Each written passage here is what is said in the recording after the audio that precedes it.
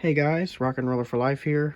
I'm finally coming back at you with part 3 of my CD collection. Hopefully this will be the last part because I don't want to drag this series on for too long. The longer series get, the more people get uninterested. So I'm just going to go ahead and dive right into it. I might not talk about each CD as much as I did in the first two parts, but we'll see what happens. Alright, so we're going to start off right where we ended. Kiss Revenge was the last one we talked about. So now we're going to start. We got Cyndi Lauper's debut, She's So Unusual. It's an awesome debut. It's got most of her really big hits on it, like Time After Time, Girls Just Want to Have Fun. Yeah, it's just an awesome debut. Really impressive. Then we got Led Zeppelin 2 and Led Zeppelin 4. Those are my favorite Led Zeppelin albums, but I do plan on getting all of them eventually. Just haven't gotten around to it yet.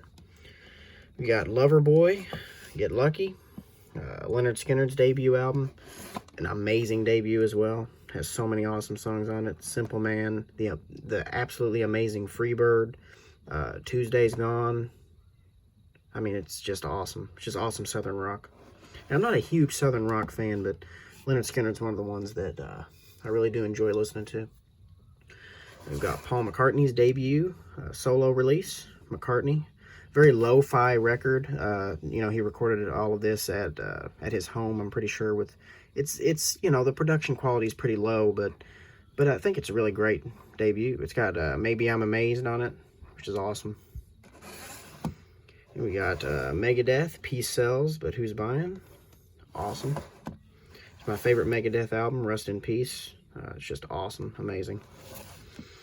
Then we go into Metallica, Master of Puppets, and Justice for All, and the Black Album, which is, after that, is when I stopped buying. I'm not going to buy any more Metallica albums. I'm just not a big fan of the direction that their music went to. They left their thrash roots and kind of went into a more mainstream metal sound, and it's just not something that I really like a whole lot, so stopped right there. Found this for really cheap. I'm pretty sure it was like $2 at I can't even remember, like a Dollar General.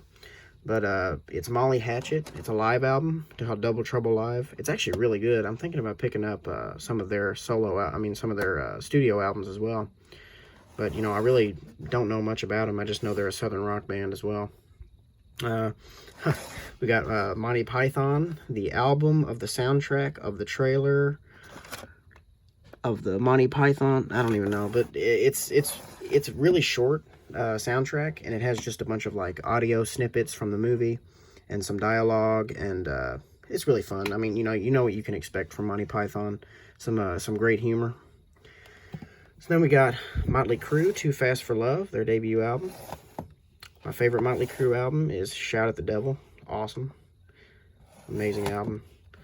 Theater of Pain, songwriting quality and everything kind of took a tiny bit of a step down on their third release here, but it's still a solid album. Still great. Actually, just recently, I think I picked this one up probably last week, but it's Mountain Climbing. It's an amazing classic rock album that a lot of people overlook. I think it's great. Love the album cover. Mississippi Queen's on this one, probably the song that everybody knows by Mountain, even if they don't listen to a lot of their other discography or their songs, but it's a great song. All right, then we got My Dying Bride for Lies I Sire. Probably one of the only doom metal bands that I have in my collection. In part 1 I also have Candlemass, but I don't have a lot of doom metal. I do really enjoy doom metal, actually. I just haven't really gotten around to collecting a lot of albums by doom metal bands, but I will get around to it. But this one's awesome.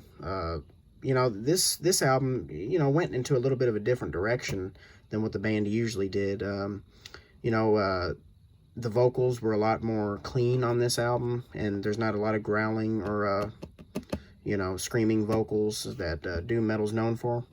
But it's really great, really atmospheric stuff. It really can put you in a, it's music to get lost to. You know what I mean? You put the headphones on, and it really just takes you to a different dimension. And we have Stevie Nicks' debut, Belladonna. Gosh, I love this album so much. I've listened to it a whole lot since I got it. It's great. You know, it's got Edge of 17 on it. Starts off with the title track, Belladonna. Really great track. A lot of great stuff on it. Now, here's a band. I have a whole lot of their albums. Here's a band. Well, it's really a musical duo. The music is classified as neoclassical, dark, ambient, wave music. You know, it's like, you know, great music to listen to during Halloween or just any time when you're in the mood for, you know, some music that's a little creepy, very atmospheric. But yeah, every one of their albums has a theme. You know, the Dark Lore Manor.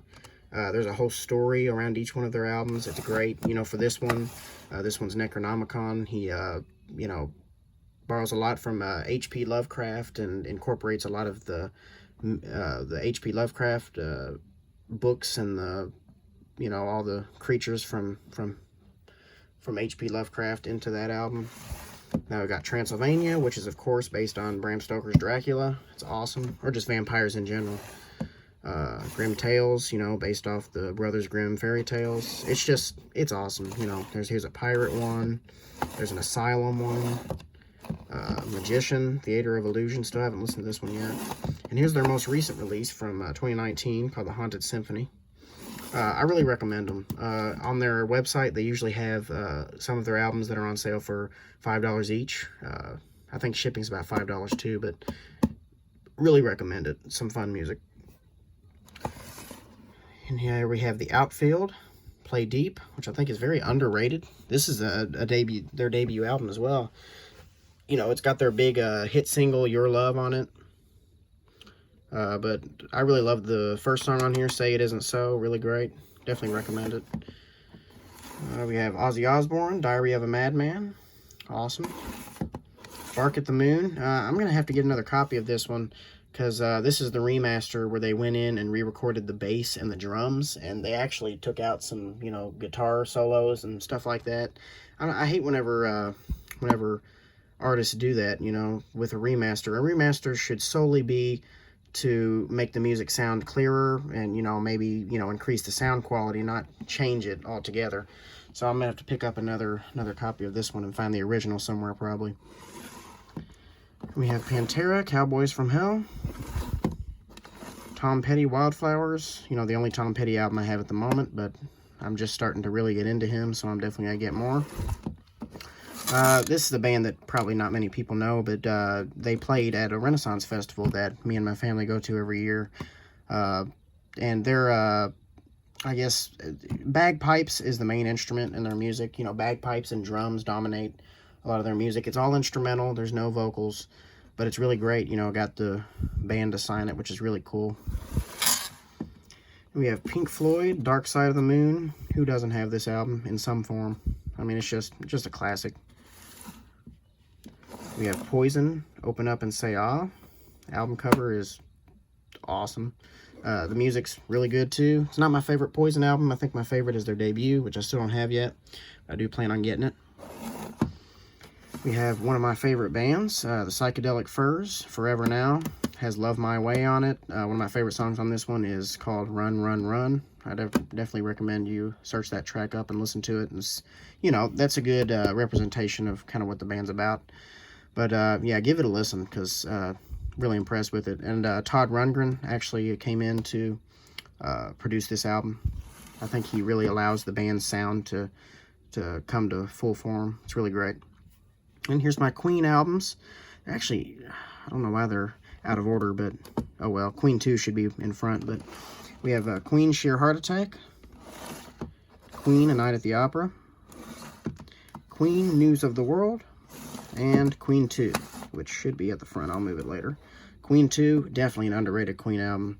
Kind of like a little bit of concept album. The first side is called The White Side, which is mostly Brian May compositions, and the other side is called The Dark Side, which of course is more heavy, guitar-driven songs. Really great. And that's the Freddie Mercury side. You know, fantasy, kind of like, you know, a fantasy-based album. It's really great. Let me move these so I can pull these out here. We got Ritchie Blackmore's Rainbow with Dio on vocals on the first three here. Got Rainbow Rising, one of my favorite albums of all time. Long Live Rock and Roll. Here's another one of my favorite bands, the Ramones, their debut album, Rocket to Russia, Road to Ruin, Ramones, End of the Century. Phil Spector, of course, came in to record this one. You know, some of their fans thought that they sold out a little bit, went a little further away from the punk sound. But honestly, there's some amazing songs on this one. Chinese Rock's on this one.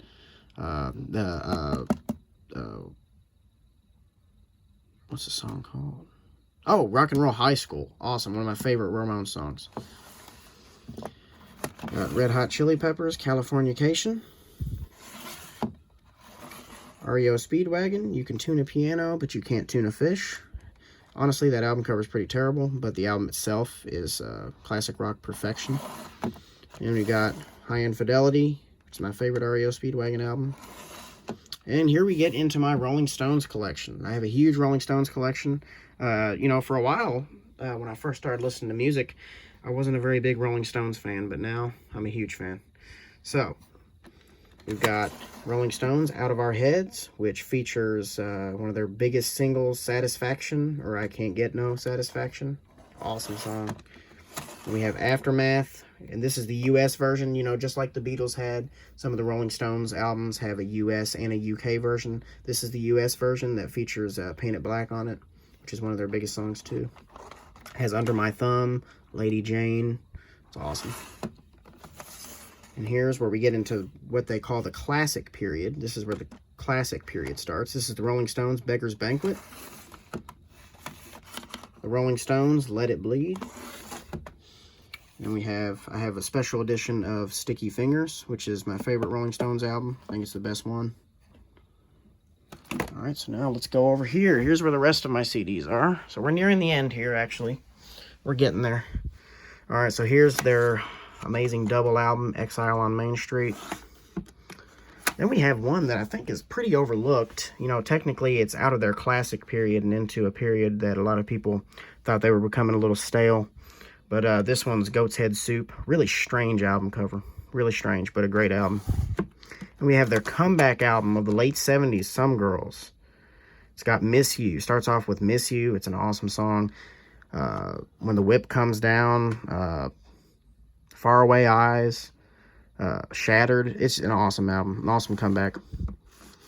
And I think for me, this album right here, Tattoo You, is their last, kind of their last great album. You know, they're still releasing albums that are pretty good, but I don't think they're great or classic. I think this is their last really great album. It's got a lot of great stuff on it. Starts off with one of their big stadium songs that, you know, they still play live all the time. Start Me Up, with a great riff on that one. It's awesome. I even have Keith Richards' solo album, which I've only listened to once, but I enjoyed it. I need to listen to it again, actually, to give an actual review on it, you know, to actually know the songs inside and out. And I have Ringo Starr, Sentimental Journey. Ringo Starr, Bukus of Blues. And then I think Ringo Starr's best solo album, just simply titled Ringo. And here we get into one of my favorite prog bands of all time, Rush. That's their debut album. And their debut album is quite different from the rest of their stuff. Their debut album kind of resembles the music of Led Zeppelin and, you know, just more classic rock bands than it does prog rock. Then you got Rush 2112. And probably one of their biggest albums, or probably their biggest album, Moving Pictures. You know, starts off with Tom Sawyer. So that's a great album. We have Sabotage, Streets, a rock opera. Scorpions, Blackout. Bob Seger and the Silver Bullet Band, Stranger in Town, which I think is awesome. I love it. We have one of, you know, I don't listen to a whole lot of new music. I am starting to get into a lot of new music, actually. You know, newer artists, you know, I know he's not extremely new, but, you know, considering the fact that most of the music I listen to is from the 80s and 70s and 90s and stuff, you know, here's Ed Sheeran's debut album, Ed Sheeran Divide. Paul Simon, Still Crazy After All These Years. Simon and Garfunkel, Bookends. Simon and Garfunkel, Bridge Over Troubled Water.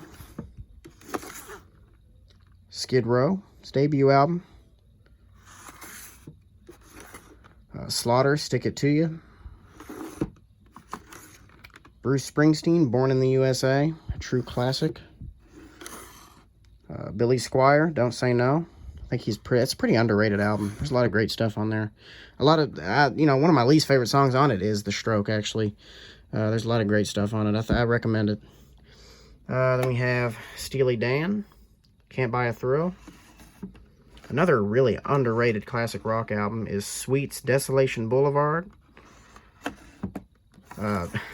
Tenacious D's first album, the comedy rock duo of Kyle Gass and Jack Black. It's got a lot of great stuff on it. Toto 4, features their biggest hit, Africa. And I got the Traveling Wilburys collection. This has the 2 albums that they released. Sadly, Roy Orbison died. They didn't get to continue making albums for very long, but the albums that they did make are classics and full of great material. So I definitely recommend. This even comes with an extra DVD of the music videos and even a little documentary, which is great.